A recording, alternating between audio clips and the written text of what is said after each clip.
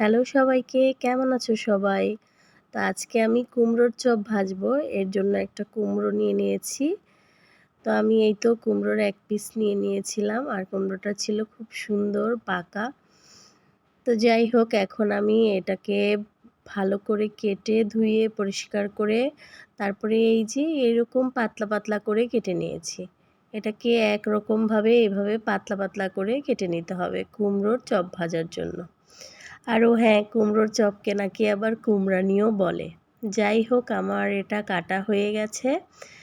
এখন আমি যে ব্যাটারটা দিয়ে চপ ভাজবো সেটা তৈরি করে নেব। প্রথমেই এর জন্য আমি উঁচু করে ১ কাপ বেসন নিয়ে নিয়েছি আর সাথে হাফ কাপ মতো চালের গুঁড়া নিয়ে নিয়েছি।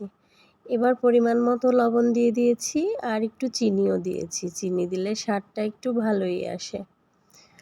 তারপরে দেব হলো হলুদ গুঁড়ো, সামান্য একটু ঝালের গুঁড়ো, একটু টেস্ট হওয়ার জন্য, খুব বেশি দেব না, বাচ্চারা খাবে। আর দিয়ে দিয়েছিলাম হলো একটু কালো জিরে।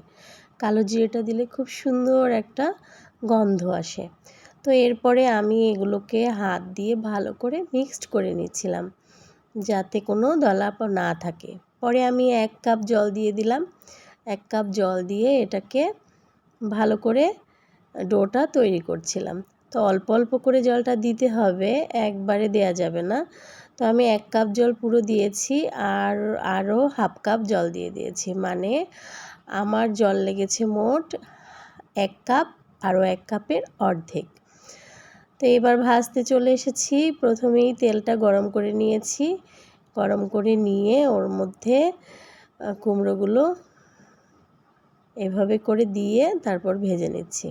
আসলে কুমড়োর চপটা খেতে আমার কাছে বেগুনের চাইতেও ভালো লাগে, বেগুন দিয়ে চপ ভাজার চাইতেও ভালো লাগে।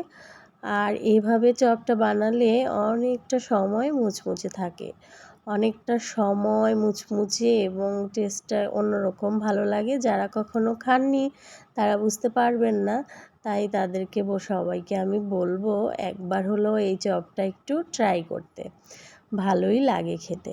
তো এইভাবে করে আমি খুব হাই ফ্লেমে না, মিডিয়াম আঁচে ভেজে নেব একদম লাল লাল করে।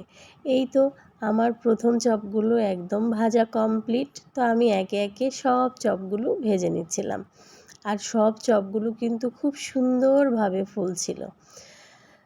তো আমার এই তো সব চপগুলো অলরেডি ভাজা হয়েই গেছে আর মাত্র ২টো চপ বাকি আছে।